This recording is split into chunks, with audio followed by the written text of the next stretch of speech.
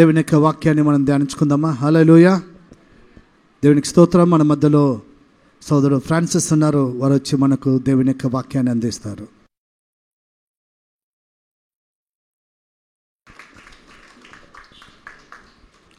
Hallelujah.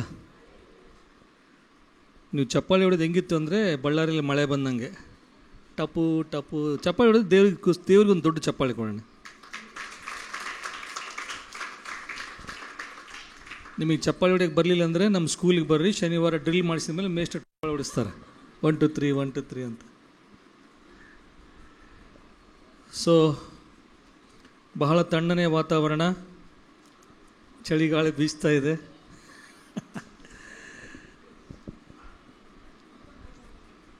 As usual same question, ನಾವು ಇವತ್ತು ವಾಕ್ಯ ಓದಿ ಬಂದಿದ್ದೀವಾ ಅಂತೇಳಿ, ಆಮೇಲೆ ಪ್ರಾರ್ಥನೆ ಮಾಡಿ ಬಂದಿದ್ದೀವಾ ಅಂತ. ಒಂದು ವಿಷಯ ಏನು ಅಂದರೆ, ನಾನು ಯಾಕೆ ನನ್ನ ಹೆಂಡತಿ ಯಾವಾಗಲೂ ಕೇಳಿ, ಅಲ್ಲಪ್ಪ ನೀನು ಯಾವಾಗಲೂ ಅದೇ ವಾಕ್ಯ ಓದಿರ ಪ್ರಾರ್ಥನೆ ನೀನು ನೋಡಿದ ತಕ್ಷಣ ಜನ ಓಡೋಗ್ತಾರೆ ನೋಡು, ನೀನು ಎಷ್ಟು ಮಟ್ಟಿಗೆ ವಾಕ್ಯ ಓದ್ತೀನಿ ಯಾವಾಗ ನಾನು ಹಿಡ್ಕೊಂಬಿಡ್ತಾಳೆ. ಬೆಳಗ್ಗೆ ಹಂಗ ಕಣ್ಣೊರ್ಸ್ಕೊಂಡು ಕೂತ್ಕೊಂಡಿರ್ತೀನಿ, ಪಕ್ಕದ ಇದೊಂದಿರುತ್ತೆ ಅದು ಹಾಳು ಮೂಳ, ಜನ ಪುಳುಕ್ಕಂದು ಹಿಂಗೆ ನೋಡೋಕೆ ಹೋದರೆ ವಾಕ್ಯ ಓದಿರಾ ಬೆಳಗ್ಗೆ ಅಂತ ಕೇಳಿಬಿಡ್ತಾಳೆ. ಉದ್ದೇಶ ಇಷ್ಟೇ, ದೇವ್ರು ನಮ್ಮ ಹತ್ರ ಮಾತಾಡುವಾಗ ನಮ್ಮಿಂದ ಬದಲಾವಣೆ ಸ್ಟಾರ್ಟ್ ಆಗತ್ತೆ ಅಷ್ಟೇ. ಮನುಷ್ಯರು ಎಷ್ಟು ಚೆನ್ನಾಗಿ ಮಾತಾಡಲಿ, ರಾತ್ರಿ ಹಗಲು ಕುಂತು ಮಾತಾಡಿದ್ರೆ ಅಷ್ಟೇ, ಅದಕ್ಕೊಂದು ಫುಲ್ ಸ್ಟಾಪ್ ಇರ್ತದೆ. ಆದರೆ ಏಸಪ್ಪ ಮಾತಾಡುವಾಗ ಅಲ್ಲಿ ಸ್ಟಾರ್ಟ್ ಆಗುತ್ತೆ ವರ್ಕ್. ಪ್ರತಿ ದಿವಸ ಬೆಳಗ್ಗೆ ನಾವು ಸ್ವಾಮಿನ ಕೇಳಬೇಕು, ಸ್ವಾಮಿ ಈ ಹೊತ್ತಿಗೆ ನಿನ್ನಿಂದ ಶಕ್ತಿ ಬೇಕು ನನಗೆ, ಈ ಹೊತ್ತಿಗೆ ಆಗೋಷ್ಟು ಶಕ್ತಿ. We live on daily basis. ಈ ಹೊತ್ತಿಗೆ ನಿನ್ನ ಆತ್ಮನ ಶಕ್ತಿ ಕೊಡು, ನಿನ್ನ ವಾಕ್ಯದ ಶಕ್ತಿ ಕೊಡು ಸ್ವಾಮಿ. ನನ್ನಿಂದ ಒಬ್ಬರು ಸ್ಪರ್ಶಿಸಲ್ಪಟ್ಟರೆ ಅಷ್ಟು ಸಾಕು ಸ್ವಾಮಿ.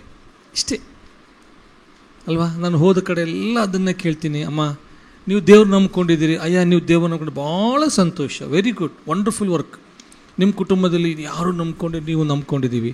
ಆದರೆ ನಾನು ನಂಬಿಕೊಂಡ್ಮೇಲೆ ನನ್ನಿಂದ ಎಷ್ಟು ಮಂದಿ ನಾನು ಆ ಹಾದಿಲಿ ನಡೆಸಿದ್ದೀನಿ, ಅಷ್ಟೇ ಸಿಂಪಲ್. ಬೀಜ ಬಿತ್ತಿದ್ದೀನಿ, ಅಲ್ಲಿ ಬೆಳೆ ಬಂದಿಲ್ಲ ಅಂದರೆ ಬೀಜದಲ್ಲಾದರೂ ಫಾಲ್ಟ್, ಇಲ್ಲ ನೆಲದಲ್ಲಾದರೂ ಫಾಲ್ಟ್, ಅದನ್ನು ನೋಡ್ಕೊಳ್ಳೋದು ಫಾಲ್ಟ್. 3 ಫಾಲ್ಟ್ ಇರ್ತವೆ ಅಷ್ಟೇ. ಈಗ ನೀನು ಬೀಜ ಬಿತ್ತಿದೀಯ ಅಂದರೆ ಆ ಬೀಜ ಎಷ್ಟು ಮಟ್ಟಿಗೆ ಕೆಲಸ ಮಾಡಿದೆ? ಒಬ್ಬರನ್ನಾದರೂ ನಾವು ದೇವ್ರ ಕಡೆ ತೊಗೊಂಬಂದಿದ್ದೀವ? ಆಯಿತು, ನಾವು ಬೀಜ ಬಿತ್ತಿದ್ದೀವಿ, ನೀರು ಎರಿತಾ ಇದ್ದೀವಿ, ಆ ಬೆಳೆ ಎಲ್ಲಿ ಮಟ್ಟಿಗೆ ಪೋಷಣೆ ಮಾಡ್ತಾ ಇದ್ದೀವ ಅಲ್ವಾ? ಯೋಹಾನ ಬರೆದ ಸುವಾರ್ತೆಯಲ್ಲಿ ಅವನು ಹೇಳ್ತಾನಲ್ಲ, ತೋಟಗಾರನು ಮಾಲೀಕ ಬರ್ತಾನೆ, ಬಂದು ನೋಡಿದರೆ ಅಲ್ಲಿ ಸರಿಯಾಗಿ ಬೆಳೆ ಬೆಳೆದಿರಲ್ಲ, ಏಯ್ ಇವೆಲ್ಲ ತೆಗೆದಾಕ್ಬಿಡು, ಒಂದು ಸ್ವಲ್ಪ ಕೂಡ ಬರೀ ಜಾಗ ಆಕ್ರಮಿಸ್ಕೊಂಡದೆ ತೆಗೆದು ಬಿಸಾಕ್ಬಿಡು ನನಗೆ ಅಂದಾಗ, ಸ್ವಾಮಿ ಒಂದು ಸ್ವಲ್ಪ ಟೈಮ್ ಕೊಡು, ಮತ್ತೆ ನಾನು ಬೇಕಾದ ಕಳೆ ಎಲ್ಲ ತೆಗೆದುಬಿಟ್ಟು ಪ್ರೂನಿಂಗ್ ಅಂತ ಹೇಳ್ತಾರಲ್ಲ, ಪ್ರೂನಿಂಗ್ ಅಂತ ಹೇಳ್ತಾರೆ, ಅದನ್ನೆಲ್ಲ ಬೇಕಿಲ್ದವೆಲ್ಲ ತೆಗೆದು ಬಿಸಾಕಿ ಮತ್ತು ಚೆನ್ನಾಗಿ ಒಳ್ಳೆ ಗೊಬ್ಬರ ಹಾಕಿ ನಾನು ಒಳ್ಳೆ ಫಲ ಕೊಡೋಂಗೆ ಮಾಡ್ತೀನಿ ಅಂತ ಸ್ವಾಮಿ ಹೇಳ್ತಾನೆ. ಅದೇ ಸ್ವಾಮಿ ನೋಡಿ, ಉಪಮಾನ ಅಥವಾ ಸಾಮ್ಯ ಹೇಳಿದ ಯೇಸು ಸ್ವಾಮಿ ಜನರಿಗೆ ಏನಂತ, ದೇವರು ನಮ್ಮಿಂದ ಆತ್ಮಗಳನ್ನು ಲೆಕ್ಕ ಕೇಳ್ತಾನೆ. ಈಗ ಒಂದು ಸಲ ಕೇಳ್ತಾನೆ ಅಂದ್ಕೊಳ್ರಿ, ನಾವು ಏನು ಎಷ್ಟು ಫ್ರಾನ್ಸಿಸ್ ನೀವು ಎಷ್ಟು ಆತ್ಮಗಳಿಗೆ ಸುವಾರ್ತೆ ಹೇಳಿಯಪ್ಪ? ಏನೋ ಸ್ವಾಮಿ ಒಂದಿಷ್ಟು ಮಟ್ಟಿಗೆ ಹೇಳಿನಿ. ಹೌದಾ, ಎಷ್ಟು ಮಟ್ಟಿಗೆ ದೇವ್ರು ನಂಬ್ಕೊಂಡಿದ್ದಾರೆ, ಇಲ್ಲಿವರೆಗೆ ಬಂದಿದ್ದಾರಪ್ಪ? ಇಲ್ಲಿ ಕನ್ವರ್ಷನ್ ಬರೋದಿಲ್ಲರಿ, ಮತಾಂತರ ಪಿತಾಂತರ ಅವೆಲ್ಲ ಬರೋದಿಲ್ಲ, ಮಾನಸಾಂತರ ಬರುತ್ತೆ ಅಷ್ಟೇ, ಸಿಂಪಲ್. ಯೇಸು ಸ್ವಾಮಿ ಯಾರಂತ ಜನರು ನನ್ನ ಲೈಫ್ ನೋಡಿ ತಿಳ್ಕೋಬೇಕು, ಸಿಂಪಲ್ ಅಷ್ಟೇ, ಏನಿಲ್ಲ. ಯೇಸು ಸ್ವಾಮಿ ಯಾರಪ್ಪ? ನೋಡಪ್ಪ ಇವ್ರು ಹೆಂಗಿದ್ರೆ ಯೇಸು ಸ್ವಾಮಿ ಇದ್ದಂಗೆ ಅಷ್ಟೇ, ಅಷ್ಟು ಹೇಳ್ಬಿಟ್ರೆ ಸಾಕು, ಸಿಂಪಲ್. ಆಮೇಲೆ ಮತ್ತೆ ಯೇಸು ಸ್ವಾಮಿ ಮತ್ತೆ ಏನಪ್ಪ ಟೈಮ್ ಕೊಟ್ಟಿದ್ದಲ್ಲ, ಮತ್ತೆ ಆತ್ಮಗಳು ಎಲ್ಲಿದ್ದಾವೆ ಕೇಳಿದ್ರೆ ನಮ್ಮ ಉತ್ತರ ಏನು ಬರ್ತದೆ? ಈಗ ಒಂದು ಮಗು ಶಾಲೆಗೆ ಬರುತ್ತೆ, ಮೇಸ್ಟ್ರಿಗೆ ಇಷ್ಟೇ, ಅದು ಬಿಟ್ಟು ಬೇರೆ ಬುದ್ಧಿ ಇಲ್ಲ. ಮಗು ಶಾಲೆಗೆ ಬರ್ತದೆ, ದಿನಾ ಶಾಲೆಗೆ ಬರೋದು ಹೋಗೋದು, ಎಲ್ಲ ಟೆಸ್ಟು ಡಮಾರ್. ಟೀಚರ್ ಇನ್ಸ್ಪೆಕ್ಟರ್ ಕೇಳ್ತಾರೆ, ಏನು ಕಲಿಸಿದ್ ನೀವು? 6 ತಿಂಗಳು ಶಾಲೆಗೆ ಬಂದಿದೆ, ಈ ಓ ನಮ್ಮ ಕಾಕ ತಿನಿಪೋಯ ಮೇಕ, ಏನೇನು ಕಲ್ತಿಲ್ಲ ಅಂದರೆ ಕಲಿಸಿದವ್ರದನ್ನ ಪ್ರಾಬ್ಲಮ್ಮು, ಬಂದವರನ್ನ ಪ್ರಾಬ್ಲಮ್ಮು. ಇವತ್ತು ನೀನು ಇಷ್ಟು ದಿವಸ ಚರ್ಚಿಗೆ ಬರ್ತಾ ಇದ್ದಿ, ಇಷ್ಟು ವರ್ಷ ಬರ್ತಾ ಇದ್ದಿ, ನಾನು ಬರ್ತಾ ಇದ್ದೀನಿ, ನನ್ನಿಂದ ಎಷ್ಟು ಮಂದಿ ಹೊಸದಾಗಿ ದೇವ್ರು ನಂಬ್ಕೊಂಡಿದ್ದಾರೆ, ಎಷ್ಟು ಮಂದಿ ನಾನು ಇಂಟ್ರೊಡ್ಯೂಸ್ ಮಾಡಿದ್ದೀನಿ ಯೇಸು ಸ್ವಾಮಿ ಯಾರಂತೇಳಿ ಅಲ್ವಾ? ಸ್ವಾಮಿ ಲೆಕ್ಕ ಕೊಡುವಾಗ ನಮ್ಮ ಲೆಕ್ಕ ಶೂನ್ಯ ಅಂದಾಗ ನಾವು ಹೆಂಗಿದ್ದೀವಿ ಅಂದರೆ, ಯೇಸು ಸ್ವಾಮಿ ಒಂದು ಊರಿಂದ ಇನ್ನೊಂದು ಊರಿಗೆ ಹೋಗಲ್ಕ ಹೊಟ್ಟೆ ಸ್ವಾಗ್ಬಿಡ್ತಂತ ಅದಕ್ಕೆ. ಹೊಟ್ಟೆ ಹಸುವಾಗಿ ಪಾಪ ನಡ್ಕೊಂಡು ಹೋಗ್ತಿದ್ದಲ್ಲ, ನಟರಾಜ್ ಸರ್ವಿಸ್ ಹತ್ತಂದು, ಯಾವುದು ವೆಹಿಕಲ್ಸ್ ಇರಲಿಲ್ಲ, ಕ್ಯಾರವಾನ್ ಇರಲಿಲ್ಲ. ಹಸುವಾಗಿ ಅಲ್ಲೊಂದು ಗಿಡ ನೋಡಿದಂತೆ ಹಚ್ಚ ಹಸಿರಾಗಿತ್ತಂತೆ. ಹೋಗ್ಬಿಟ್ಟು ಅಲ್ಲಿ ಹಣ್ಣು ಸಿಗುತ್ತಾ ಅಂತ ನೋಡಿದ್ದಂತೆ. ನೋಡ್ರಿ, ಇಲ್ಲಿ ಬಹಳ ಇಂಪಾರ್ಟೆಂಟ್ ಪಾಯಿಂಟು. ಆತ ಸೃಷ್ಟಿಕರ್ತ. ಯಾವ ಗಿಡ ಯಾವ ಟೈಮ್, ಅಲ್ಲೊಂದು ವಾಕ್ಯ ಬರ್ತಿದೆ, ಅದು ಹಣ್ಣು ಬಿಡುವಂಥ ಅನುಕೂಲ ಸಮಯ ಅಲ್ಲ ಅದು. ಯಾವ ಗಿಡ ಯಾವಾಗ ಫಲ ಕೊಡುತ್ತೆ ಅಂತ ರೈತರಿಗೆ ಇಷ್ಟು ಜ್ಞಾನ ಇದ್ದಾಗ ಸೃಷ್ಟಿಕರ್ತನಿಗೆ ಎಷ್ಟು ಜ್ಞಾನ ಇರಬೇಡ. ಇವಾಗ ಆ ಗಿಡ ಅಲ್ಲಿ ಹಣ್ಣು ಕೊಡಲ್ಲ ಅಂತ ದೇವರಿಗೆ ಚೆನ್ನಾಗಿ ಗೊತ್ತು. ಆದರೂ ಸಹ ಆ ಒಂದು ಘಟನೆ ಪವಿತ್ರಾತ್ಮ ದೇವರು ನನಗೋಸ್ಕರ ಬರೆಸಿದ್ದಾನೆ ಅಂತ ನಾನು ಓದಬೇಕು. ವಾಕ್ಯ ಓದುವಾಗ ಪವಿತ್ರಾತ್ಮ ದೇವರು ನನಗೋಸ್ಕರ ಬರೆಸಿದ್ದಾನೆ ಆ ಘಟನೆಯನ್ನು. ಹೋಗಿ ಅಲ್ಲಿ ಏನು ಹಣ್ಣು, ಏನಾದರೂ ಹಣ್ಣು ಸಿಗುತ್ತಾ ಅಂತ ನೋಡಿದ್ರೆ ಅಲ್ಲಿ ಒಂದು ಹಣ್ಣು ಸಿಗಲಿಲ್ಲಂತೆ. ಅವಾಗ ದೇವ್ರು ಏನು ಮಾಡ್ದ? ಶಪಿಸಿದ. ಇವತ್ತು ಯೇಸು ಸ್ವಾಮಿಗೆ ಹಸಿವು, ಏನು ಹಸಿವು ಗೊತ್ತಾ? ಆತ್ಮಗಳ ಹಸಿವು. ಆಯಿತು, ಇನ್ನು ಎಲ್ಲ ಕಡೆ ಯೇಸು ಸ್ವಾಮಿ ರಕ್ಷಕ ರಕ್ಷಕ ಅಂತ ಎಲ್ಲ ಕಡೆ ಮುಟ್ತಾ ಇದೆ. ಇನ್ನು ಕೆಲವು ಆತ್ಮ ಇದ್ದಾವೆ. ಬಂದು ನೋಡ್ತಾನೆ ಫ್ರಾನ್ಸಿಸ್, ಇಷ್ಟು ವರ್ಷದಿಂದ ದೇವ್ರು ನಂಬ್ಕೊಂಡಾನೆ, ಹಿಂಗೆಲ್ಲ ಮೈಕ್ ಹಿಡ್ಕೊಂಡು ಹಾಡಾಡೋದೆಲ್ಲ ತೂಗಾಡೋದೆಲ್ಲ ಮಾಡ್ತದಾನೆ. ಇವನ ಹತ್ರ ಎಷ್ಟು ಹಣ್ಣಿದ್ದಾವೆ, ದೊಡ್ಡದಾಗಿ ಹಾಡಾಡ್ತೀನಿ ಅಂತ ಮಾಡ್ತಾನೆ, ವಾಕ್ಯ ಹೇಳ್ತೀನಿ ಅಂತ ಮಾಡ್ತಾನೆ.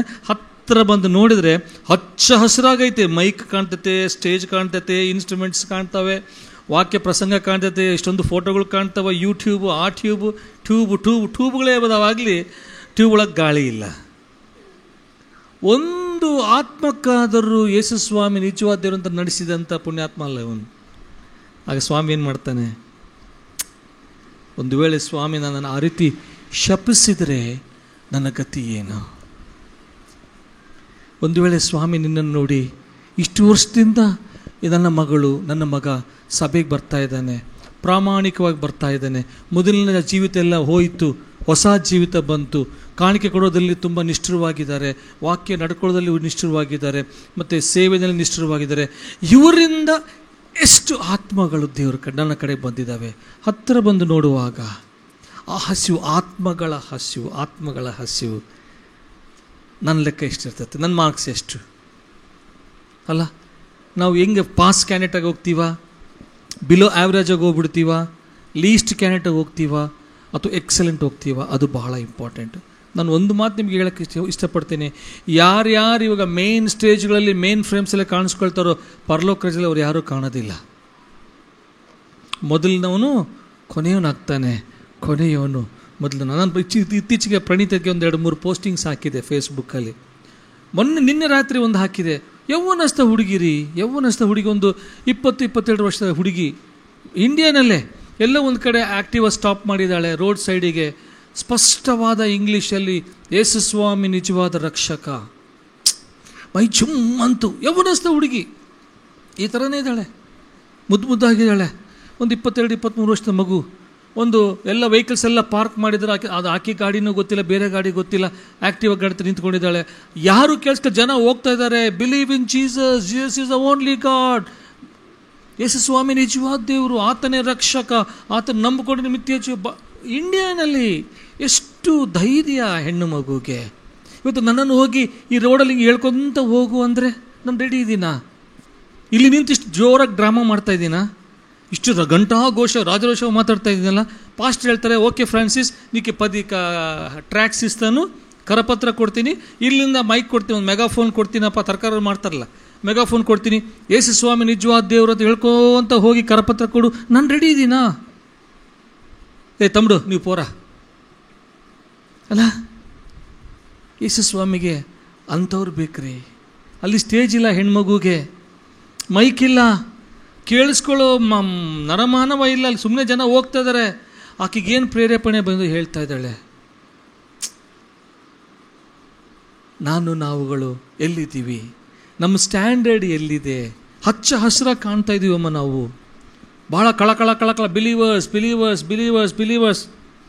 ಇಲ್ರಿ, ಅವ್ರ ರಕ್ಷಣೆ ಹೊಂದಿಲ್ರಿ, ಎಷ್ಟು ಹೇಳಿದ್ರು ವಾಕ್ಯ ಬಂದಿಲ್ರಿ. ಎಷ್ಟು ಆತ್ಮಗಳಿಗೆ ನಾನು ಪೋಷಣೆ ಮಾಡಿದ್ದೀನಿ. ಪೌಲ ಹೇಳ್ತಾನೆ, ನಾನು ಪ್ರಸವ ವೇದನೆ. ಒಂದು ಮಗುವನ್ನು ಆ ಬೀಜ ಒಳಗಡೆ ಗರ್ಭದಲ್ಲಿ ಸೇರಿದ ಮೇಲೆ ಒಬ್ಬ ತಾಯಿಯ ಮಗುವನ್ನು 9 ತಿಂಗಳು ಯಾವ ರೀತಿ ಕಾಪಾಡಿ ಆ ಮಗುವನ್ನು ಈ ಪ್ರಪಂಚಕ್ಕೆ ಕೊಡೋವರೆಗೂ ಆ ತಾಯಿ ಒಂದು ತಪಸ್ಸಿದೆ ಅಲ್ಲ. ನನ್ನದು ಹೆಂಗಿದೆ? ಒಬ್ಬರಿಗಾದರೂ ಹೇಳಿದ್ದೀನ ನಾನು? ಒಬ್ಬರಿಗಾದರೂ ಎಲ್ಲೋ ನೋಡಿದಾಗ ಬಹಳ ದುಃಖ ಆಗುತ್ತೆ. ನಾವು ಹೆಂಗಿದೀವಿ ಗೊತ್ತಾ? ನಮ್ಮಲ್ಲಿ ಸ್ವಾಮಿ ಮನೆ ವಾರ್ತೆಯವನು ಅಂತ ಒಂದು ವರ್ಡ್ ಕೊಟ್ಟಿದ್ದಾನೆ, ಸ್ಟಿವರ್ಡ್ಶಿಪ್ ಅಂತ. ನಾವೆಲ್ಲರೂ ಮನೆ ವಾರ್ತೆಯವರು ಅಂದರೆ ಇದಿಷ್ಟು ರೆಸ್ಪಾನ್ಸಿಬಿಲಿಟಿ ಅಂತ ಕೊಟ್ಟಿದ್ದಾನೆ. ಯಾವಾಗ ರೆಸ್ಪಾನ್ಸಿಬಿಲಿಟಿ ತೆಗೆದ ಮೇಲೆ ನಾವು ಏನು ನ್ಯೂಟ್ರಲ್ ಹೆಂಗೆ ಹೇಳ್ಬೇಕು ನಿಮಗೆ? ಇಲ್ಲಿ ಇರುವಷ್ಟರವರೆಗೆ ಈ 40 ನಿಮಿಷ 30 ನಿಮಿಷ ನನಗೆ ಇಷ್ಟು ಮನೆ ಹತ್ರ ಮಾತಾಡೋಕ್ಕೆ ರೆಸ್ಪಾನ್ಸಿಬಿಲಿಟಿ ಅಷ್ಟೇ. ಆ 30 ನಿಮಿಷ ಮೈಕ್ ಇಟ್ಟ ಮೇಲೆ ನನಗೆ ಯಾವ ಅಧಿಕಾರ ಇಲ್ಲ. ನನಗೆ ಅಲ್ಲಿವರೆಗೆ ಜವಾಬ್ದಾರಿ ಇತ್ತು, ನಾನು ಮಾತಾಡಿ ನನ್ನ ಜವಾಬ್ದಾರಿ ನನ್ನ ಕೆಳಗೆ ಕಳ್ಚ್ಕೊಂಡು ಬೀಳಬೇಕಷ್ಟೇ. ನಾನು ಹೆಂಗೆ ಬಿಹೇವ್ ಮಾಡ್ತೀನಿ, ಹೆಂಗೆ ಆ್ಯಕ್ಟ್ ಮಾಡ್ತೀನಿ ಅಂದರೆ ಇದೆಲ್ಲ ನಂದೇ, ನನ್ನಿಂದಲೇ, ನಾನೇ. ಇದು ನಾವು ಹೆಂಗೆ ನನ್ನ ಸಿಲ್ಲಿಯಾಗಿ ಹೇಳ್ಬೇಕು ಅಂದರೆ, ಈ ಟ್ರೈನಾಗಿ ಪ್ರಯಾಣ ಮಾಡುವಾಗ ಜನರಲ್ ಕಂಪಾರ್ಟ್ಮೆಂಟಲ್ಲಿ ಡ್ರಾಮಾಗಳು ನಡೀತಿತ್ತವೆ. ಇನ್ನು ಬಳ್ಳಾರಿ ಸ್ಟೇಷನ್ ಬಂತು ಅಂದ ಕೂಡಲೇ ಉದ್ದಕ್ಕೆ ಮಕ್ಕೊಂಡ್ಬಿಡ್ತಾರೆ, ಹೆಣಗಳು ಮಕ್ಕಂಡಂಗೆ. ಇನ್ನು ಗೊರಕೆ ಹೊಡೆಯೋರು ಮಣ್ಣು ಮುಖದ ಮೇಲೆ ಬಟ್ಟೆ ಹಾಕ್ಕೊಂಡು ಹಿಂಗೆ ಉದ್ದುದ್ದಕ್ಕೆ ಸ್ಲೀಪರ್ ಕೋಸ ಮಕ್ಕೊಂಡ್ಬಿಡ್ತಾರೆ. ಮತ್ತು ಬಳ್ಳಾರಿ ಸ್ಟೇಷನ್ ದಾಟಿದ ಮೇಲೆ ಪೋಯಿಂದ ಬಳ್ಳಾರಿ ಸ್ಟೇಷನ್ ಪೋಯಿಂದ ಮತ್ತೆ ಎದ್ದು ಕುತ್ಕೊಂಡ್ಬಿಡ್ತಾರೆ. ಅಂದರೆ ನನ್ನ ಬಗಲ ಯಾವನು ಕುತ್ಕೋಬಾರ್ದು. ನಾನು ನನ್ನ ಮನೆಯವರು ಕೊಂಡಾಡುವೆವು ಉಂಡಾಡುವೆವು. ಎಷ್ಟರವರೆಗೆ ಮಾಡ್ತೀವಿ ಅದನ್ನು?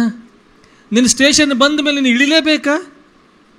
ಮುಂದೆ ಹೋಗಿ ನಿಂಗೆ ಚಾನ್ಸ್ ಆಯ್ತಾ? ಯಾರನ್ನ ಎಲ್ಲರೂ ಕುತ್ಕಮ್ಮ ಅಂದರೆ ಇಲ್ಲಮ್ಮ ನನ್ನ ಟೈಮ್ ಅಂತ ಹೋಗ್ತೀನಿ, ನಾನು ಹೋಗ್ತೀನಿ, ನಮ್ಮ ಊರಿಗೆ ಹೋಗ್ತೀನಿ.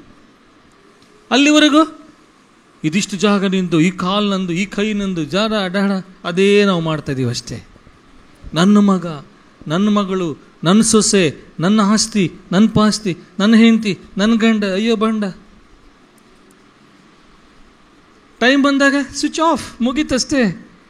ಅಷ್ಟರೊಳಗಡೆ ನಾನು ಆ ಫ್ರೇಮ್ ಬಿಟ್ಟು ನಾನು ಬಿಟ್ಟು ಹೊರಗಡೆ ಹೋಗಿ ಇನ್ನೊಬ್ಬರನ್ನು ಮುಟ್ಟಿ ಯೇಸು ಸ್ವಾಮಿ ಬಗ್ಗೆ ಹೇಳಿದ್ದೀನ? ಇಲ್ಲವಾದರೆ ಹಚ್ಚ ಹಸಿರಾಗಿರುವಂಥ ಅಂಜೂರದ ಮರ. ನನಗೊಂದು ಪ್ರಶ್ನೆ ಬರ್ತಿತ್ತು ಯಾವಾಗಲೂ. ಯೇಸು ಸ್ವಾಮಿ ಯೆಹೋವ ದೇವರು ಅಬ್ರಹಾಮನ್ನ, ಇಸಾಕನನ್ನ, ಯಾಕೋಬನನ್ನು ಆಶೀರ್ವದಿಸ್ಬೇಕಂತ ಕರೆದ್ನಲ್ಲ, ಹೆಸರಿಟ್ಟು ಅಬ್ರಹಾಮನ ದೇವ್ರು ಆಡ್ತೀವಲ್ಲ, ಅಬ್ರಹಾಮನ ದೇವರು, ಇಸಾಕ ದೇವರು, ಯಾಕೋಬ ದೇವರು. ಅವ್ರದ್ದೆಲ್ಲ ಲೈಫ್ ಬರೀ ಟೆಂಟಲ್ಲೇ ಆಯಿತು. ಒಂದು RCC ಮನೆ ಇಲ್ಲ ಅಣ್ಣ ಅವರಿಗೆ. ನಮಗೇನು 20/30 ಕಿಲೋಮೀಟ್ರ್ ಆಯಿತು ನಮಗೆ. ಹಬ್ಬ ನನ್ನ ಮನೆ. ಯಾವಾಗ ನಾವು ಅದೇ ಹೇಳ್ತಿರ್ತೀವಲ್ಲ, ಪ್ರಯಾಣ ಮಾಡಿ ಬಂದಮೇಲೆ ಎಲ್ಲೆಲ್ಲೋ ಈಗ ನನ್ನ ಹೆಂಡತಿ ವ್ಯಾಲ್ಯೂಯೇಷನ್ ಪೇಪರ್ ವ್ಯಾಲ್ಯೂಯೇಷನ್ಗೆ ಹೋಗಿದ್ಲು, PUC ಪೇಪರ್ಗೆ. ಒಂದು ವಾರ ಎಲ್ಲೋ PGನಲ್ಲಿದ್ದು ಹಾಸ್ಟೆಲಲ್ಲಿದ್ದು ಬಂದಮೇಲೆ ಅವತ್ತು ರಾತ್ರಿ ಅಬ್ಬಾ ನಮ್ಮ ಮನೇಲಿ ನಾವು ಮಕ್ಕಂಡ್ರೆ ಎಷ್ಟು ಸಂತೋಷಪ್ಪ ಅಂತ ಅಂದ್ಲು. ಅಷ್ಟೇ ತಾನೇ? ಅಬ್ರಹಾಮಿಗೆ ಅದಿರಲಿಲ್ಲ. ಈ ವರ್ಷ ಈ ಊರು, ಮುಂದಿನ ವರ್ಷ ಆ ಕಡೆ ವರ್ಷ ಆ ಓಣೆಗೆ, ಅಲೆಮಾರಿ ಜೀವನನೇ.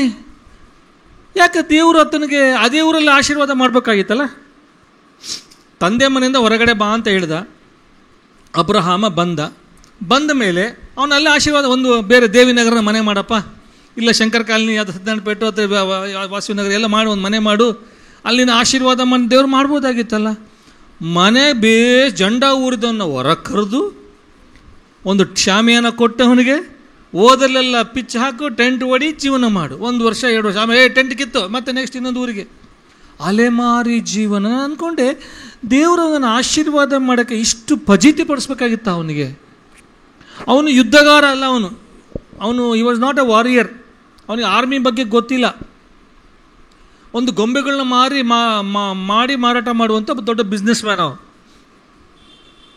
ಅವನ್ನ ಊರಿಂದ ಊರಿಗೆ, ದೇಶದಿಂದ ದೇಶಕ್ಕೆ ಕರ್ಕೊಂಡೋಗಿ ರಾಜರ ಹತ್ರ ಯುದ್ಧ ಮಾಡಿಸೋದು ಏನು, ಅಲ್ಲಿ ಬಾವಿ ತೋಡಿಸೋದು, ಈ ಬಾವಿ ಮುಚ್ಚೋದು, ಇನ್ನೊಂದು ಊರಿಗೆ ಹೋಗು, ಅಲ್ಲಿ ಬರಗಾಲ ಬಂತು ಐಗುಪ್ತಕ್ಕೆ ಹೋಗು, ಮತ್ತೆ ಅಲ್ಲಿ ಕೈ ಸುಟ್ಕೊ, ಮತ್ತೆ ವಾಪಸ್ ಬಾ, ಮತ್ತೆ ಬೇರೆ ಕಡೆ ಹೋಗು. ಇಷ್ಟು ಕಷ್ಟಪಡಬೇಕಾಗಿತ್ತಾ? ಅಬ್ರಹಾಮ್ ಆಗಿರಲಿ, ಇಸಾಕ್ ಆಗಿರಲಿ, ಯಾಕೋಬ ಸ್ವಲ್ಪ ತುಂಟಾಟ ಮಾಡ್ದ, ಚಾಷ್ಟೆ, ನಮ್ಮ ಬ್ಯಾಚೆ ಅವನು. ಹೆಂಗನ ಮಾಡಿ ಅಪ್ಪ ಮನೇಲಿ ಜಂಡ ಊರ್ಬೇಕಂತೇಳಿ ಅಣ್ಣನಿಗೆ ಮಕ್ಮಲ್ ಟೋಪಿ ಹಾಕಿದ. ಸ್ಟಾರ್ಟಿಂಗ್ನ ಸ್ವಲ್ಪ ಡ್ರಾಮಾ ಮಾಡ್ದ ಅವನು. ಆಮೇಲೆ ಚಲೋ ಶುರುವಾಯ್ತು ಅವನ ದಂಡಯಾತ್ರೆ. ಮತ್ತು ಅಲ್ಲಿಂದ ಅಲ್ಲಿಗೆ ಹೋದ, ಅಲ್ಲಿಗೆ ಹೋದ. ಅಂದ್ಕೊಂಡೆ ಸ್ವಾಮಿ ಆಶೀರ್ವಾದ ಮಾಡೋಕ್ಕೆ ಇವ್ರನ್ನೆಲ್ಲ ಯಾಕೆ ದೇಶಗಳು ಹಂಗೆ ಅಲೆಮಾರಿ ಜೀವನ? ಸಿಂಪಲ್, ನಿನಗೆ ಯಾವುದು ಶಾಶ್ವತ ಅಲ್ಲಪ್ಪ.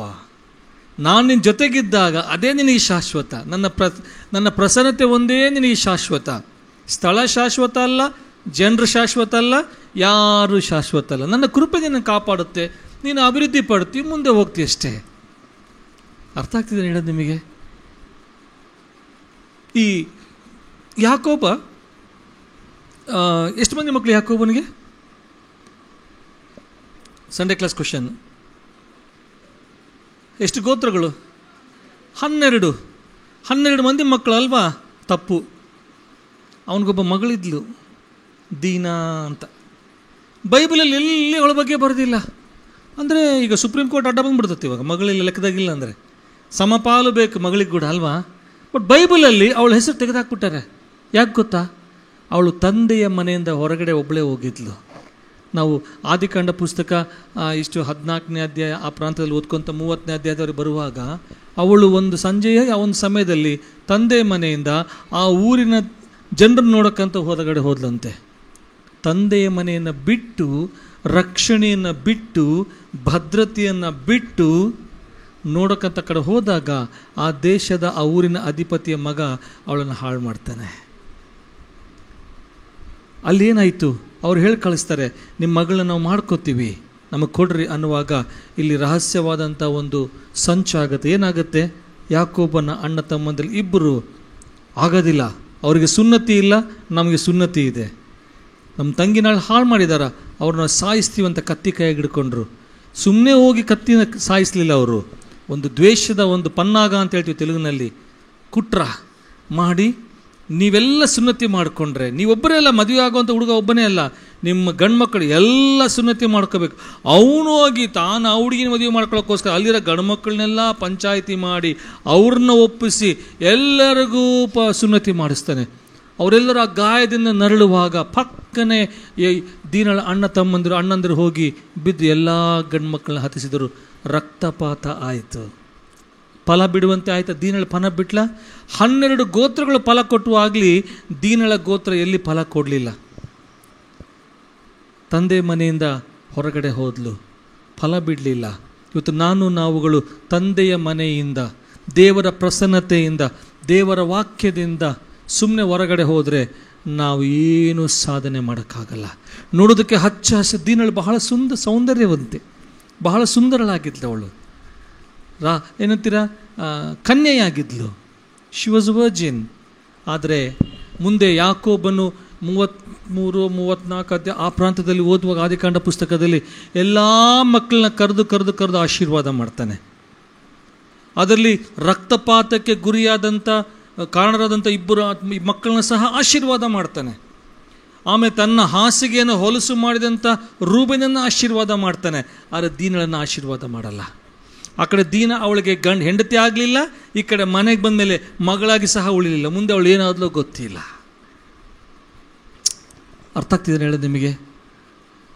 ಪೆಟ್ಟು ಬಿತ್ತು ಕೊಡಲಿಯಿಂದ ಪೆಟ್ಟು ಬಿತ್ತು, ಫಲ ಬಿಡದಂಥ ವೃಕ್ಷವಾಯಿತು, ನಾಮ ನಿಶೇಷವಾಗಿ ಅಳಿಸಲ್ಪಡ್ತು. ಯೋಬನ ಪುಸ್ತಕ 14ನೇ ಅಧ್ಯಾಯ 7ನೇ ವಚನ ಬಹಳ ಅದ್ಭುತವಾಗಿ ಬರೆದಿದೆ.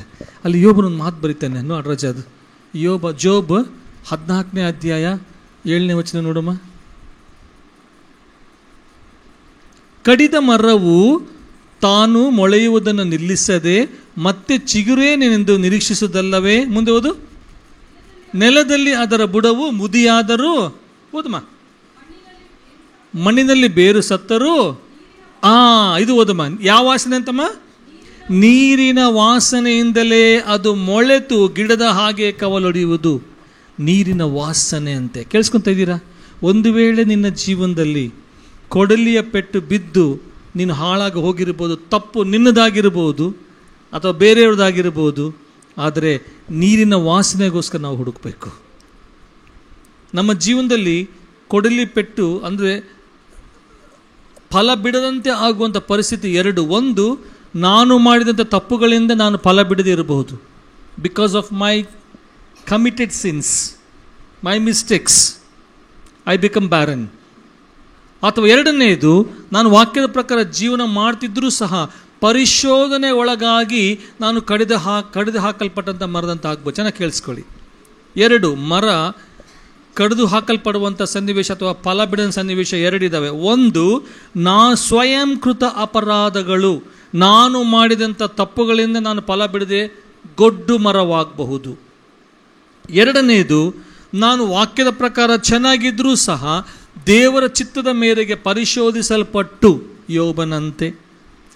ಯೋಬನಂತೆ ನಾನು ಪರಿಶೋಧಿಸಲ್ಪಟ್ಟು ಎಷ್ಟು ಏಟು ಬಿತ್ತು ಪೂರ್ತಿ ಮುದಿಯಾಯಿತು, ಆದರೆ ನೀರಿನ ವಾಸನೆಯಿಂದ ಮತ್ತೆ ಕವಲೊಡೆದು ಅದರ 2ರಷ್ಟು ಆಶೀರ್ವಾದ ಪಡೆದ ಯೋಬ. ಇವತ್ತು ನಿನ್ನ ಜೀವನದಲ್ಲಿ ಫಲ ಬೆಳೆದೇನಂತ ಸನ್ನಿವೇಶಕ್ಕೆ ಕಾರಣ ನೀನು ಹುಡುಕೋಬೇಕು ವಾಕ್ಯದ ಪ್ರಕಾರ. ಒಂದು ವೇಳೆ ನಿನ್ನಿಂದ ಏನಾದರೂ ತಪ್ಪಾಗಿ ಅದರಿಂದಾಗಿ ನೀನು ಫಲ ಬಿಡಂತೆ ಹೋಗಿದ್ರೆ ಇದು ಅನುಕೂಲವಾದ ಸಮಯ. ಸ್ವಾಮಿನ ಕೇಳಬೇಕು, ಸ್ವಾಮಿ ಆಗಿದ್ದಾಯಿತು, ದಯಮಾಡಿ ಮತ್ತೊಂದು ಚಾನ್ಸ್ ಕೊಡು, ನಾನು ಮತ್ತೆ ಫಲ ಬಿಡುವಂತೆ. ನೀನು 2ನೇ ಬರಣದಲ್ಲಿ ಬಂದು ನಿಂತು ನೋಡ್ತಿ, ಗ್ರೀನ್ ಆಗಿದೆ, ಹಚ್ಚ ಹಸಿರಾಗಿದೆ. ನೋಡುವಾಗ ನಿನ್ನ ಹಸಿವನ್ನು ನೀಗಿಸುವಂಥ ಒಂದಾದರೂ ಹಣ್ಣು ನನ್ನಲ್ಲಿ ಕಾಣಲಿ. ಆತ್ಮನ ಹಸಿವು, ಆತನು ದಾಹವಾಗಿದೆ ಅಂತ ಹೇಳಿದ ಶಿಲುಬೆ ಮೇಲೆ. ಆ ದಾಹ ಆತ್ಮಗಳ ದಾಹ ತೀರ್ಸಕ್ಕೆ ನಾವು ರೆಡಿ ಇದ್ದೀವಾ?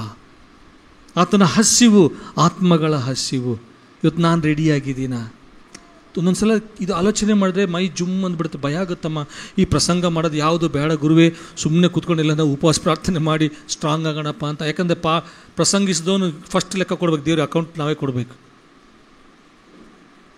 ವಿಶ್ವಾಸಿಗಳ ಜೀವಿತ ಅಷ್ಟು ಸುಲಭವಲ್ಲ, ಅಷ್ಟು ಕಷ್ಟವಲ್ಲ, ನಾವು ದೇವ್ರಿಗೆ ಲೆಕ್ಕ ಕೊಡಬೇಕು. ನೋಡಿ, ಯೇಸು ಸ್ವಾಮಿ ಶಪಿಸ್ಬಿಟ್ಟಂತೆ. ಯಾಕೆ ಗೊತ್ತಿಲ್ಲ ಅದಕ್ಕೆ, ಅವತ್ತು ಅದು ಫಲ ಬಿಡುವಂಥ ಸೀಸನ್ ಅಲ್ಲ ಅಂತ ಗೊತ್ತಲ್ಲ, ಆದರೂ ಯಾಕೆ ಶಪಿಸ್ದ? ಎಲ್ಲ ಎಲೆ ಉದುರೋಗುವಂತೆ ಶಪಿಸ್ದ. ಯಾಕೆ? ನನಗೆ ನಿನಗೆ ಮಾದರಿ. ನೀನು ಫಲ ಕೊಡದೆ ಹೋದರೆ 2ನೇ ಬರುಣದಲ್ಲಿ ಉದುರಿ ಹೋಗ್ತೀಯ. ಮತ್ತೆ ವಾಪಸ್ ಯೇಸುಸ್ವಾಮಿ ಬರ್ತಾಯಿದ್ದಾನೆ. ಬರುವಾಗ ಸುಮ್ಮನೆ ಪಾಸ್ ಆಗ್ತಾನೆ. ಯೇಸುಸ್ವಾಮಿ ಗೊತ್ತಾ, ಗಿಡದ ಬಗ್ಗೆ ಗೊತ್ತೈತೆ, ಸುಮ್ಮನೆ ಹೋಗ್ತದಾನೆ. ನಮ್ಮ ಮನೆ ತುಂಟ ಪೇತ್ರ ಅವತ್ತು ಯೇಸುಸ್ವಾಮಿ ಹಿಂಗೆ ಹೋಗೋದಕ್ಕೆ ಗದರಿಸಿದ್ನಲ್ಲ, ಏమైంದ చెట్టుకి ఎండిపోయిందా అట్లే ఉందా? ಬಲೆ ಕ್ಯೂರಿಯಾಸಿಟಿ ನಮ್ಮನಿಗೆ. 11 ಮಂದಿ ಸುಮ್ಮನೆ ಹೋಗ್ತಾರೆ ಮೆಹೆ ಅಂತ, ಇವನೊಬ್ಬನೇ ನೋಡಿ ಸ್ವಾಮಿ ಸ್ವಾಮಿ ಸ್ವಾಮಿ ಅವನಿನ್ನು ಶಪಿಸ್ದಲ್ಲ, ಎಲ್ಲ ಒಣಗೋಗುತ್ತೆ ನೋಡು. ಯೇಸು ಸ್ವಾಮಿ 2ನೇ ಬರೋಣದಲ್ಲಿ ಆತನ ನಮ್ಮನ್ನು ಯಾವ ಸ್ಥಿತಿಯಲ್ಲಿ ನೋಡೋಕ್ಕೆ ಸಾಧ್ಯ? ದೀನಳು ಫಲ ಕೊಡದೆ ಶಾಶ್ವತವಾಗಿ ಕಡಿದು ಹಾಕಲ್ಪಟ್ಲು. ಅದೇ ಲಾಸ್ಟ್ ಅಧ್ಯಾಯ. ಅದಾದಮೇಲೆ ಅವಳ ಹೆಸರು ಬೈಬಲಲ್ಲಿ ಎಲ್ಲೂ ಇಲ್ಲ ದೀನಳ ಬಗ್ಗೆ. ಆದರೆ ಯಾಕೋಬನ 12 ಗೋತ್ರಗಳು ಬೈಬಲ್ ಪೂರ್ತಿ ಬರೆಯುತ್ತೆ. ಪ್ರಕಟಣೆ ಪುಸ್ತಕದಲ್ಲಿ ಕೂಡ ಗೋತ್ರದ ಬಗ್ಗೆ ಬರ್ತದೆ. ಅಲ್ಲಿ ತಪ್ಪುಗಳಾಗಿದ್ರು. ರೂಬೇನ್ ತಪ್ಪು ಮಾಡ್ದ, 2 ಬೇರೆ ಅಣ್ಣಂದ್ರು ತಪ್ಪು ಮಾಡಿದರು, ಅಲ್ಲಿ ಬರೆಯಲ್ಪಟ್ಟಿದೆ. ಆದರೆ ದೀನಳ ಪಾತ್ರ ಮಾತ್ರ ಬಹಳ ಖುಷಿ. ನಾವು ಯಾರಾಗಿದ್ದೇವೆ? ಪ್ರೀತಿ ದೇವಚಂದ್ರೆ, ಸ್ವಾಮಿನ ಕೇಳೋಣ, ಸ್ವಾಮಿ ಇನ್ನೂ ಸ್ವಲ್ಪ ಟೈಮ್ ಐತಲ್ಲ, ನೀನು ಇನ್ನೂ ಬಂದಿಲ್ಲ. ಸ್ವಲ್ಪ ಟೈಮ್ ಅಂದರೆ ಟೈಮ್ ಎಷ್ಟಂತ ಗೊತ್ತಿಲ್ಲ, ಇನ್ನೂ ನೀನು ಬಂದಿಲ್ಲಪ್ಪ.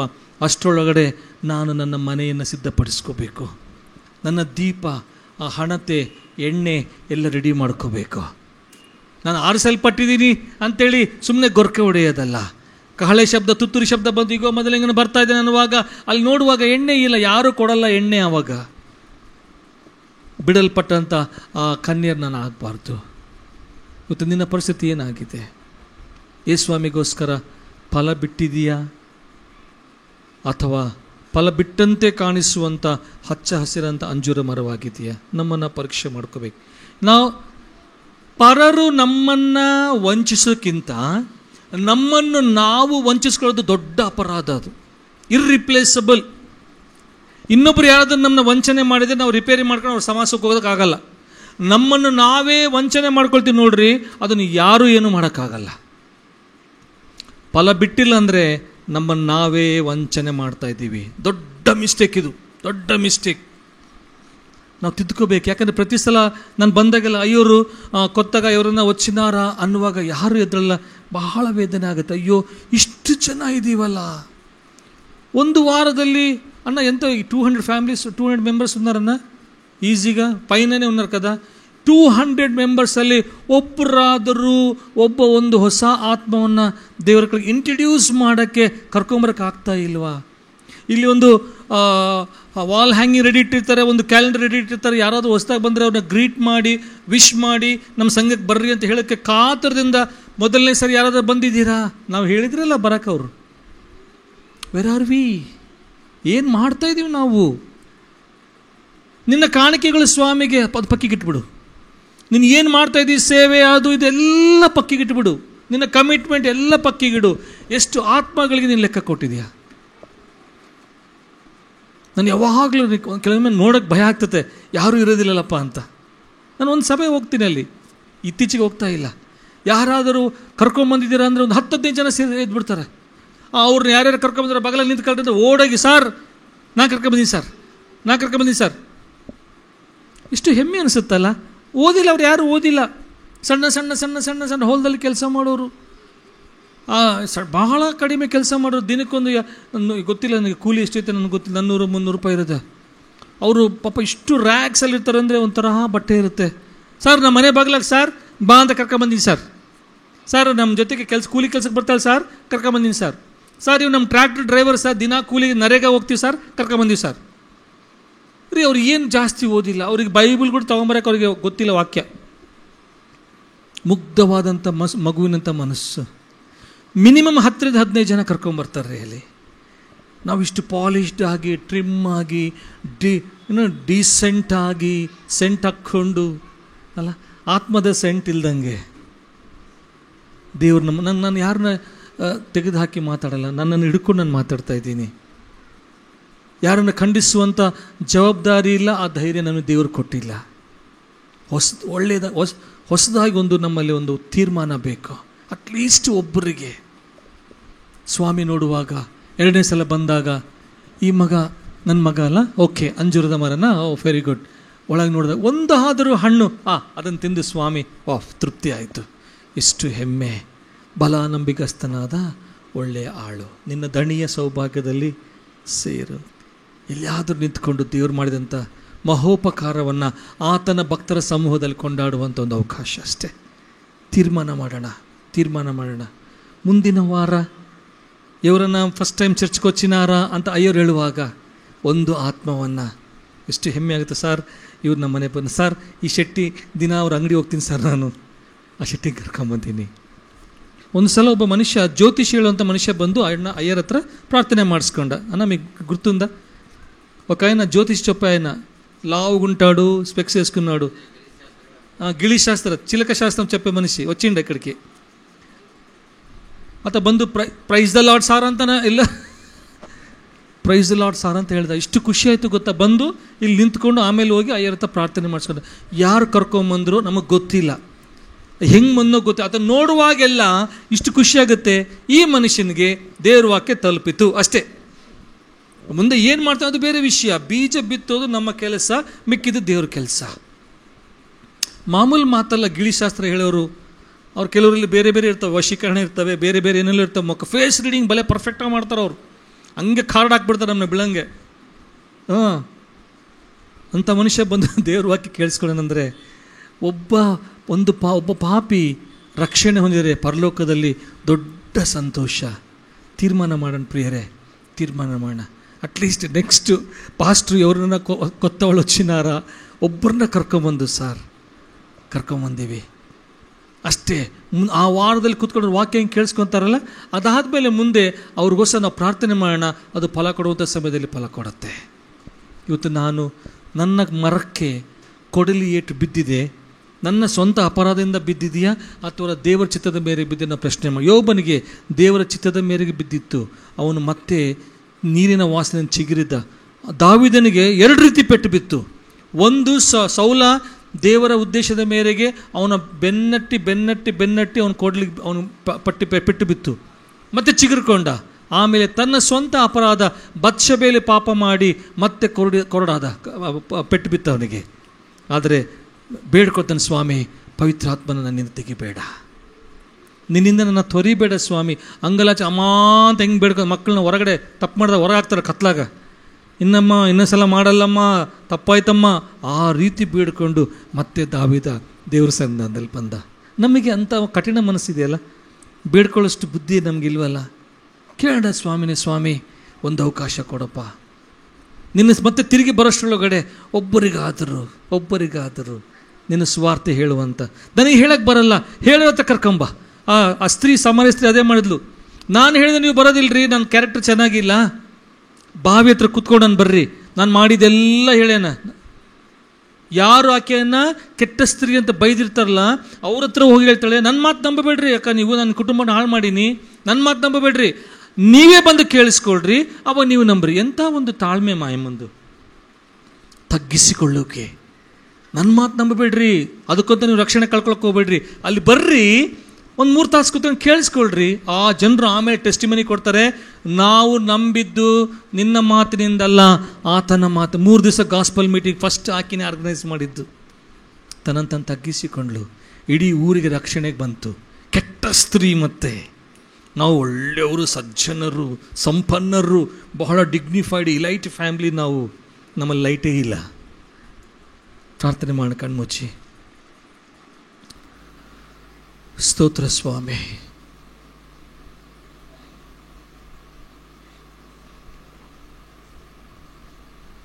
ಒಂದು ಕ್ಷಣ ನಮ್ಮನ್ನು ಆಲೋಚನೆ ಮಾಡೋಣ. ನನ್ನಿಂದ ಎಷ್ಟು ಜನರಿಗೆ ಯೇಸು ಸ್ವಾಮಿ ಪರಿಚಯ ಆಗಿದೆ? ನನ್ನ ಕುಟುಂಬದಿಂದ ಎಷ್ಟು ಜನರಿಗೆ ಯೇಸು ಸ್ವಾಮಿ ಪರಿಚಯ ಆಗಿದೆ? ನನ್ನ ವರ್ತನೆಯಿಂದ ಎಷ್ಟು ಜನರಿಗೆ ಯೇಸು ಸ್ವಾಮಿ ಪರಿಚಯ ಆಗಿದೆ? ಫಲ ಬಿಡುವಂಥ ಗಿಡವಾಗಿದ್ದೀನ, ಅಥವಾ ಬರೀ ಅಂದ ಚಂದಕ್ಕೆ ಹಚ್ಚ ಹಸಿರಾಗಿ ತುಂಬಿರುವಂಥ ಅಂಜೂರದ ಮರವಾಗಿದ್ದೀನ? ನನ್ನ ಯೇಸಪ್ಪ ಅಲ್ಲಿಂದ ನೋಡುವಾಗ ಆತನ ಹಸಿವು ನೀಗಿಸುವಂಥ, ಆತನ ಆಸೆ ಪೂರೈಸುವಂಥ ಒಂದಾದರೂ ಹಣ್ಣು ನನ್ನಲ್ಲಿದೆಯಾ? ನನ್ನ ಸ್ಟ್ಯಾಂಡರ್ಡ್ ಏನಿದೆ? ನನ್ನ ನಿಲುವು ಎಲ್ಲಿದೆ? ನಮ್ಮನ್ನು ಪ್ರಶ್ನೆ ಮಾಡ್ಕೊಳ್ಳೋಣ. ಪ್ರತಿ ವಾರ ಅಯ್ಯನವರು ಕರೆ ಕೊಡ್ತಾರೆ, ಯಾರಾದರೂ ಹೊಸದಾಗಿ ಬಂದಿದ್ದೀರಾ, ಮೊದಲನೇ ಸಲ ಬಂದಿದ್ದೀರಾ ಚರ್ಚಿಗೆ? ನಾಚಿಕೆ ಆಗೋದಿಲ್ವ ನನಗೆ ಅವತ್ತು? ಅಯ್ಯೋ, ನನ್ನಿಂದ ಯಾರಾದರೂ ಒಬ್ರು ಬಂದು ಚೆನ್ನಾಗಿತ್ತಲ್ಲ, ಯಾರಾದರೂ ಅವ್ರನ್ನ ಕರ್ಕೊಂಬಂದೆ ಚೆನ್ನಾಗಿತ್ತಲ್ಲ, ಇವ್ರನ್ನ ಕರ್ಕೊಂಬಂದೆ ಚೆನ್ನಾಗಿತ್ತಲ್ಲ. ನಿಮ್ಗೆ ಅನಿಸಿಲ್ವಾ? ಮನಸ್ಸು ಕಠಿಣ ಮಾಡ್ಕೋಬೇಡ, ಹೃದಯ ಕಠಿಣ ಮಾಡ್ಕೋಬೇಡ. ನಾಳೆ ನಿನ್ನದಲ್ಲ, ನಾಳೆ ನಿನ್ನದಲ್ಲ, ಮುಂದಿನ ಕ್ಷಣ ನಿನ್ನದಲ್ಲ. ಇನ್ನು ಬೆಳಕಿರುವಾಗಲೇ ಕಾರ್ಯ ಮಾಡು. Thank you Jesus.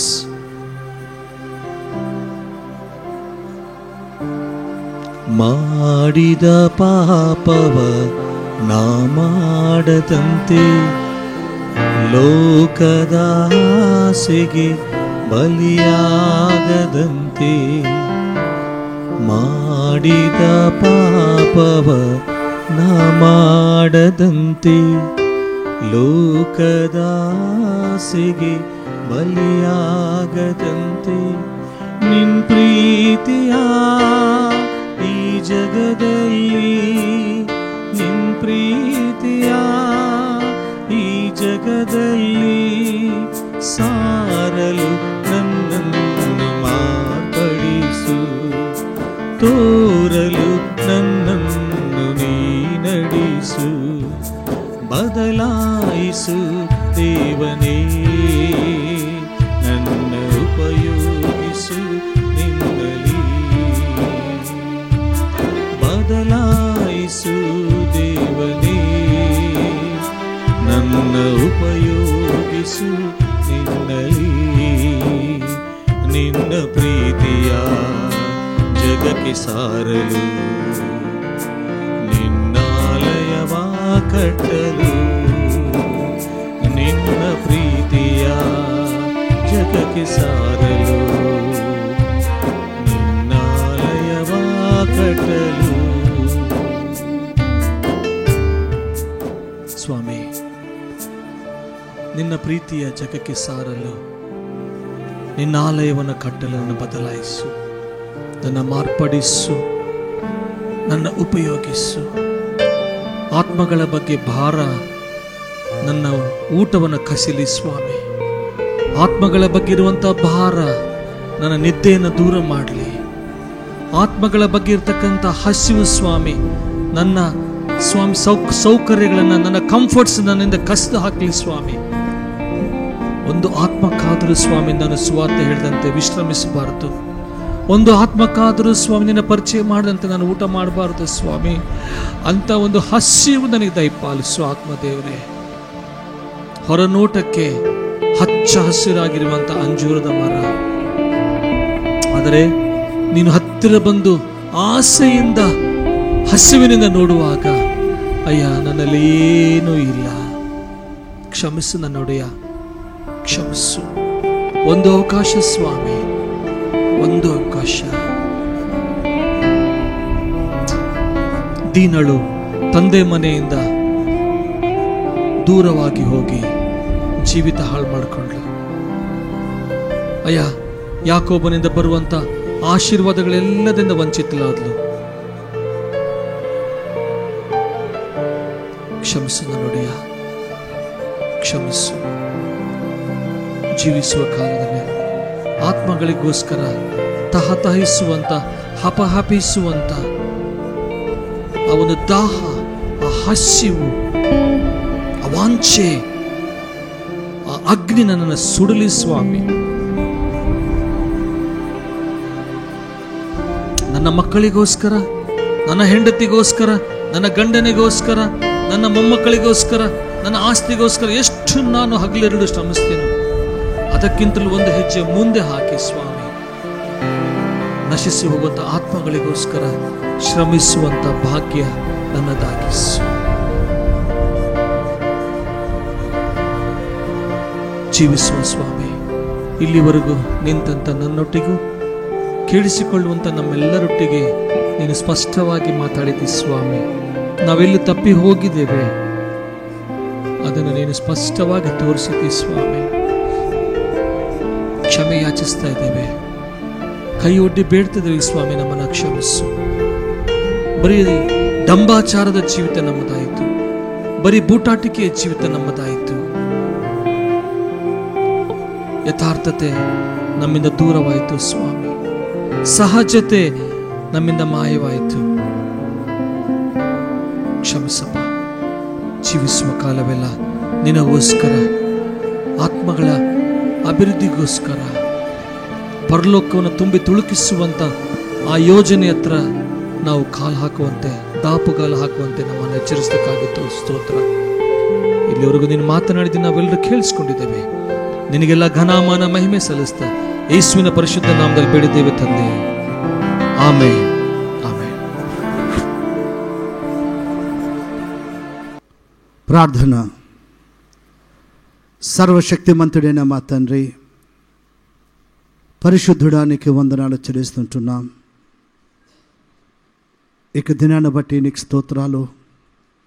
సంఘ ఆరాధనలో ఇంతవరకు ప్రభువా మీరు మాకు తోడుగా ఉండి ఈ ఆరాధన అంతట్లో కూడా ప్రభువా మీ నామాన్ని మీరు మహింపరుచుకున్నారు. నీకు స్తోత్రం చెల్లించుకుంటున్నాం.